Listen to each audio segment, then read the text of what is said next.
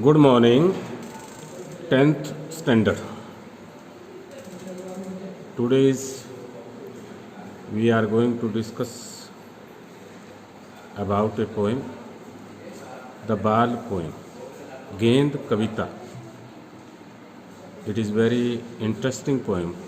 Deeply आपने इसका meaning लेना है. Yes, we are going to start. First stanza. What is the boy now? Here is comma. Who has lost his ball?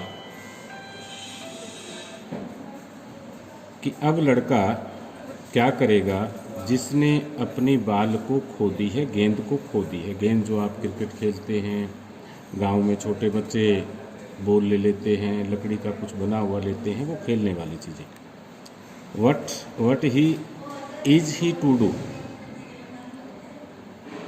कहता है कि what is he to do, यानी कि वो गेंद जो पिछले कई सालों से उसके पास थी, पसंदीदा गेंद थी, वो आज गुम हो गई है. तो इसके बाद जिस लड़के की वो बाल गुम हुई है वो क्या करेगा. I hear is I mean the poet. I site go it for बाल. कवि कहता है कि मैंने इसे जाते हुए देखा. किसे? बॉल को. मेयरली खुशी से. बाउंसिंग उछलते हुए. आपने क्रिकेट का गेम देखा होगा कि बाउंस हो रहा है. डाउन में नीचे. The street. कहता है कि बड़ी खुशी के साथ पहले ऊपर जाते हुए और फिर गली में नीचे आते हुए. बाल जैसे भी आप बॉल को आप चोट लगाते हैं तो बाल नेचुरली बात है कि आपने देखा होगा क्रिकेट में 4 जाता है, 6 जाता है, तो बाल पहले ऊपर जाती फिर नीचे आती. And then merely over mean समाप्त. और उसके बाद कवि कहता है कि वो आँखों के सामने वहाँ पर लुप्त हो गई. There it is in the water. It mean कि वो बाल अब है आसमान में जाने के बाद पानी में चली गई. और पानी बड़ी नहर भी हो सकती है, बड़ा तालाब भी हो सकता है कि जहाँ से वो विद्यार्थी उस बाल को दोबारा निकाल नहीं सकता. नो यूज टू से. अब उसे कहने का कोई फ़ायदा नहीं है. Oh there are other बाल्स. आपने बच्चों को देखा होगा, यदि कभी कहता है कि मैं उसे कहूँ कि बेटे कोई फ़ायदा नहीं है, आप दूसरी बाल ले लें. Oh there are other बाल्स. लेकिन वो बच्चा जो छोटा है वो कहेगा कि मैं अपनी पसंदीदा बाल को ही लेना चाहता हूँ, दूसरी बाल नहीं लूँगा. तो इस समय जो तुरंत उदास है, निराश है, उस बच्चे को कोई कहने का फ़ायदा नहीं है, ये कभी कहता है.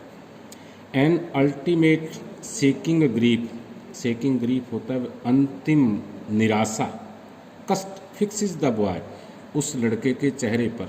यानी कि कई बार आपने देखा होगा दुख, तकलीफ, कष्ट में आदमी निराशा में डूब जाता है, तो वो विद्यार्थी, वो लड़का भी बाल गुम होने के कारण निराशा में डूब गया. As he stands rigid. जो रिग्ड बिल्कुल सीधा, जैसे खड़ा था वैसे खड़ा रह गया. ट्रेमलिंग. वो कांप रहा था, ठंड से नहीं कांप रहा था, उस निराशा, उदासी और बहुत बड़ा लॉस हुआ उससे कांप रहा था. Steering down. टकटकी लगाकर देख रहा था कि जहां उसकी बाल गई. All his young days into the harbour. Harbour word जानते हैं, हार्बर पोर्ट, बंदरगाह. All his young days. Young days mean कि पीछे 2-3 साल से जिस बॉल के साथ वो खेल रहा था, वो अब बाल और वो सपना और वो उसका जो प्रसन्नता का एक गेंद और गेम के कारण थी, वो अब हार्बर में चलेगी. हार्बर का मतलब बंदरगाह होती है और बंदरगाह के आगे समुंदर. इसका मतलब बाल समुंदर में चलेगी. और आप जानते हैं कि समुंदर में गई हुई चीज़ वापस कभी नहीं आती. वेयर हिज बाल वेंट. जहाँ उसकी बाल चली गई. I would not intrude on him. Intrude होता है दखल देना. मैं बिल्कुल भी दखल नहीं दूंगा. ए डाइम. डाइम होता है पैसा. अनोदर बाल. दूसरी बाल. Is worthless now. वर्थलेस होती है बेकार, कि उसको पैसे देना या दूसरी गेंद देना, ये बिल्कुल इस समय यानी कि तुरंत जो लॉस हुआ है वो बेकार है. Now he senses first responsibility. लेकिन 5 मिनट और 10 मिनट के बाद में वो जीवन की पहली जिम्मेवारी को समझ रहा है कि जो चीज़ समुद्र में चलेगी वो वापस नहीं आएगी।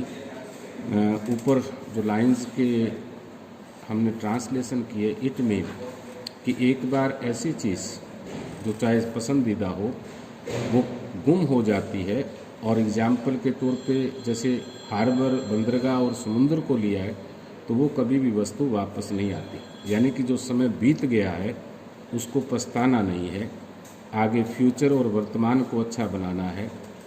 किसी भी प्रकार की निराशा ना हो कि आप घर बैठे हैं कि हम निराशा में रहें कि लॉकडाउन है। कहाँ लॉकडाउन? सूर्य का लॉकडाउन नहीं है, पृथ्वी का लॉकडाउन नहीं है, हवा का लॉकडाउन नहीं है, और यदि हम अपना होमवर्क प्रॉपरली करते हैं तो हमारे लिए भी लॉकडाउन का कोई मतलब नहीं है। यही कवि इस पोएम के द्वारा आपको बता रहा है।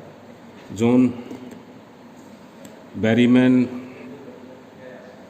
पोइट हैं इस पोएम के, the ball poem written by John Berryman. आपने ऊपर 2 या 3 स्टेंजेज हैं, वर्ड मीनिंग करने हैं और स्टेंजाज के क्वेश्चन आंसर करने हैं। And I hope you are fine at home and you help the family. Thank you again, all of you.